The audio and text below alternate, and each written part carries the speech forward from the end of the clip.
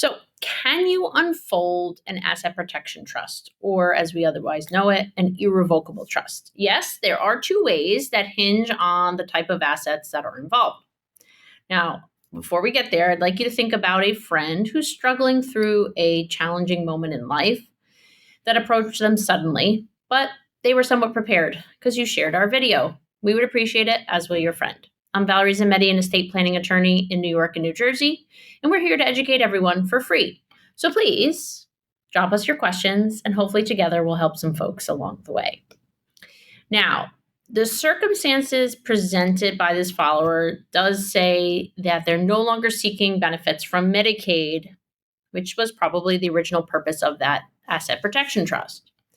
Now, in that case, if nobody needs to transfer a piece of real estate relative to this matter, then and nobody really cares that the government or any other party will see that you broke the rules of this trust, right? Because you're not seeking the benefits it was originally created for, then you can pretty much just do what you said you weren't going to do, which is have the principal assets going back to the creators, maybe your parents, so that they may use it in the way that they wish.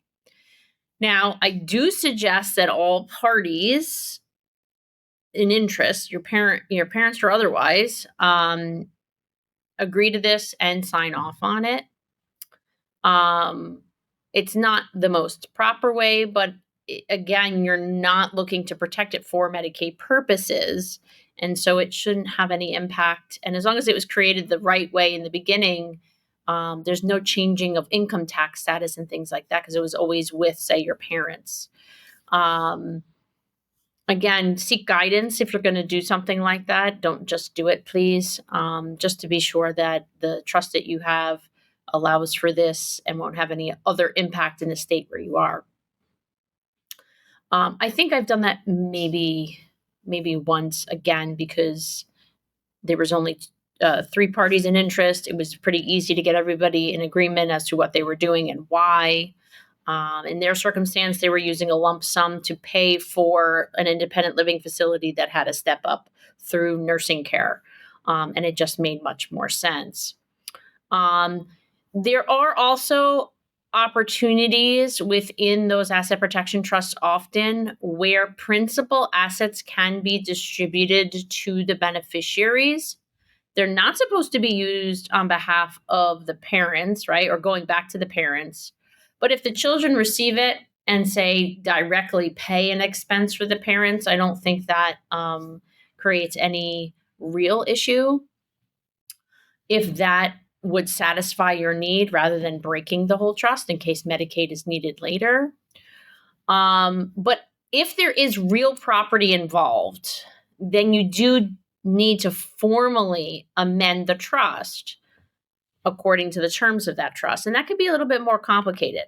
And depending on whether or not the trust allows for that type of amendment, you may need to look to state law for decanting that trust if the provisions of the trust are not flexible enough. And if state law doesn't allow it, then you may ultimately end up needing court approval to properly amend the trust and unfold it. Now, again, because an irrevocable trust is meant to obtain some sort of benefit, and it typically takes away some control from the creator of the trust, it does take several more steps to get to the point of unfolding an irrevocable or an asset protection trust, as compared to, of course, a revocable living trust that can be amended or changed at any time. So we hope that you've learned something new here today and that you choose to share. And as always, please take care.